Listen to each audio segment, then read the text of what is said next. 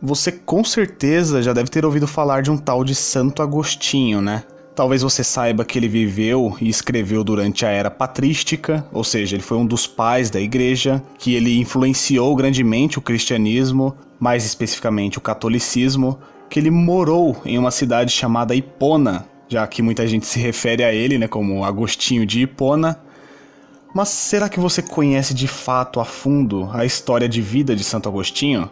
Se sim, beleza, vamos relembrar quem foi e o que fez dele essa pessoa tão importante.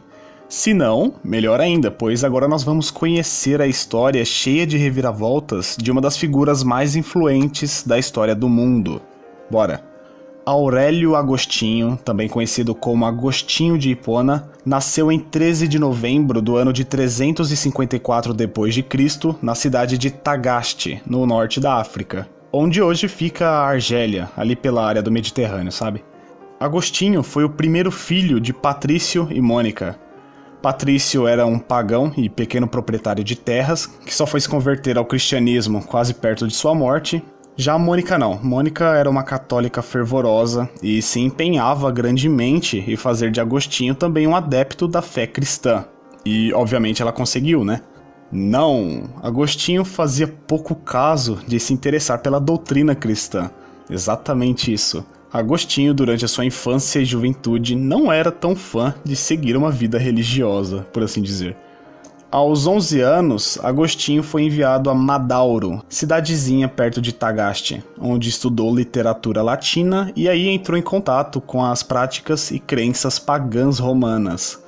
Vale lembrar que a essa época o Império Romano dominava o norte da África e o pequeno Agostinho começou a ter contato com a cultura pagã romana. Já aos 17 anos foi para Cartago estudar retórica, mas contrariando as vontades de sua mãe cristã, foi nesse período que ele começou a se envolver com a doutrina do maniqueísmo. E o que é o maniqueísmo?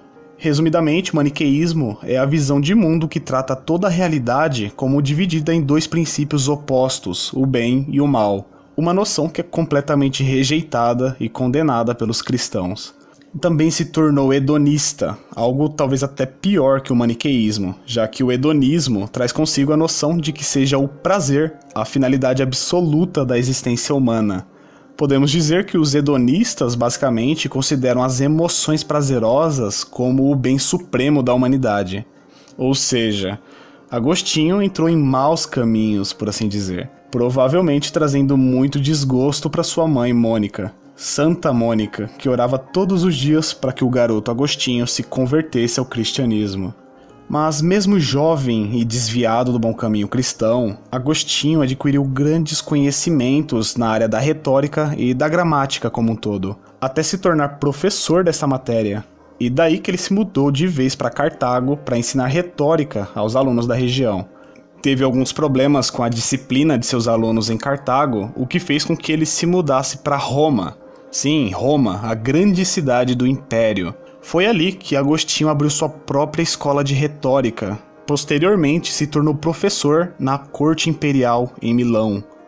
Aqui já dá para perceber que Agostinho não era qualquer um mesmo, né? Além de um cargo importante, o jovem dispunha de uma grande sabedoria e conhecimento.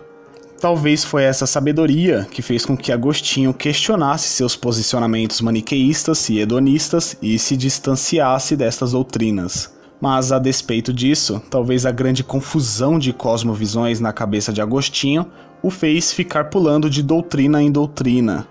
E é nesse momento que ele começa a se aproximar do ceticismo. Porém, como precedente de sua conversão, finalmente ao cristianismo, foi grandemente influenciado pelo bispo Ambrósio, Santo Ambrósio, grande mestre de retórica à época. E Agostinho, depois de vivenciar uma grande crise espiritual, principalmente ao ouvir a história de Santo Antão e ler um trecho da carta de Paulo aos Romanos, aí não teve jeito, deixou de lado todas as doutrinas anteriores não tão cristãs e se tornou de fato um seguidor do cristianismo. E claro, com a ajuda também de sua mãe, que a essa altura já morava com Agostinho na cidade de Mediolano, que hoje se chama Milão, na Itália. Um pouco depois desses acontecimentos, como diz o velho ditado, o bom filho a casa torna, e ele retorna à sua cidade natal, Tagaste. mas infelizmente sem sua mãe, que havia morrido um pouco antes de partir em viagem. E como foi triste a perda de sua mãe. Tanto que Agostinho menciona na sua obra Confissões como eram maravilhosos os diálogos que ele tinha com sua mãe, desde sobre a pessoa de Cristo até a doutrina católica e os preceitos bíblicos. Diálogos que foram muito importantes para a conversão de Agostinho, é bom que se diga. Mas como nada é tão ruim que não possa piorar, o seu filho também faleceu um tempinho depois. Sim, Agostinho teve um filho fruto de um relacionamento secreto de anos anteriores com uma cartaginesa. E agora, triste pela perda de seus entes queridos, Agostinho, em um ato de caridade, vende grande parte de seus bens e distribui entre os pobres. Só não vendeu todo o seu patrimônio, pois manteve a casa da família para fazê-la de sede da ordem agostiniana em Tagaste, em 387 d.C. Já no ano de 391, foi ordenado padre em Hipona, na Argélia, e neste mesmo lugar, Agostinho foi nomeado e aclamado bispo 6 anos depois. Permaneceu durante seus próximos 34 anos em tal posição, pregando fortemente a palavra de Cristo, derramando sabedoria sobre o povo, combatendo as heresias e demonstrando seus conhecimentos em seus livros. E daí, consequentemente, tornar-se um dos mais influentes e importantes teólogos e filósofos da Igreja era inevitável. Tanto isso é verdade que até os dias de hoje, quase 1700 anos após a morte de Agostinho, temos milhares de cristãos influentes, teólogos, filósofos, escritores da mais alta classe de intelectualidade que se baseiam nas obras de Agostinho. No total, são 113 obras escritas por Agostinho, que já eu teria a honra de citar, mas antes é bom registrar que toda essa sabedoria e conhecimento tornaram Agostinho nada mais nada menos que um doutor da Igreja, título extremamente raro que só é dado a indivíduos de grande e reconhecida importância nos campos de teologia e doutrina católica, o qual só existem outros 34 nomes que receberam esse título honorífico. Agora, voltando à vida pessoal de Santo Agostinho, vamos direto à sua morte, que se deu em 430 em Hipona, cidade a qual ele permaneceu durante as suas últimas décadas de vida, nos deixando um grande legado. Como eu já disse, são 113 obras escritas que são a síntese do pensamento de Agostinho acerca de vários assuntos, mas principalmente o que ronda as áreas da teologia, filosofia, comentários sobre aspectos bíblicos. Além disso, suas obras também incluem diversos sermões e cartas escritas por Agostinho.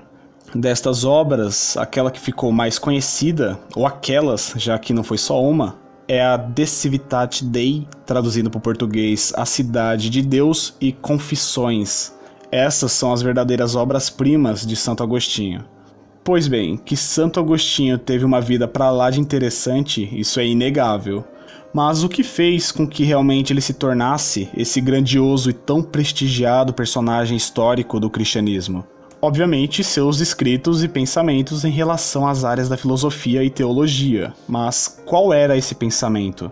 O que defendia Santo Agostinho? É claro que é impossível apresentar todo o pensamento de Agostinho nesse vídeo, então deixa eu resumir.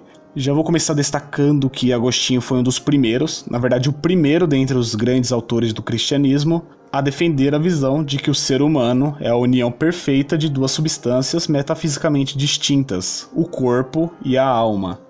O corpo como objeto físico e ocupante de espaço, e a alma como parte da razão e governante do corpo, mas que não possui dimensões espaciais. É importante lembrar que Agostinho fez parte de uma era chamada de patrística, ou pais da Igreja, e portanto ele compartilha com outros padres da Igreja do período muitos princípios teológicos em comum. Agostinho reforçou o conceito de pecado original e desenvolveu a ideia de que a Igreja de Cristo é a cidade espiritual de Deus, diferenciando-a da cidade material dos homens. Ele elabora muito bem esse ponto no seu livro A Cidade de Deus, que é o magnum opus de Agostinho. Além disso, Agostinho também consolidou a ideia de que a origem do mal estaria no livre-arbítrio. O mal, que na definição de Agostinho significa o afastamento do bem, adentrou a criação de Deus por meio da liberdade de escolha concedida às criaturas. Outro ponto defendido por Agostinho, que iria influenciar e muito a teologia de um outro grande teólogo posterior, São Tomás de Aquino, é a relação da fé com a razão. Na visão de Agostinho, a fé é o caminho para se alcançar a verdade, mas não obstante, a razão seria o recurso que daria sustentação a essa verdade. Ou seja, você só descobre a verdade por meio da fé, mas a razão vem para constatar e validar essas verdades descobertas pela fé. Por fim, Agostinho, assim como a patrística em grande parte, sofreu grande influência de Platão, do neoplatonismo na realidade, de Plotino, o que significa que Agostinho seguia a corrente do idealismo platônico, que diz basicamente que a verdadeira realidade está no mundo das ideias, acessível e desvendável pela razão humana, mesmo que esta esteja em um escopo limitado. É claro que eu não vou conseguir trazer aqui todo o pensamento de Santo Agostinho para este vídeo, que já está ficando bem longo, por sinal, para os padrões do canal, mas esse é só um vídeo de caráter introdutório mesmo. Se você quer se aprofundar de verdade no agostinianismo, eu recomendo que você dê uma pesquisada aí a fundo em outras fontes, porque realmente é muito interessante. A gente tem que aprender sobre os pais da igreja e todo o processo que levou a igreja católica a ser o que ela é hoje. Eu também espero que você tenha gostado do vídeo, eu vou ficando por aqui, um grande abraço, fica com Deus e até o próximo vídeo. Eu fui!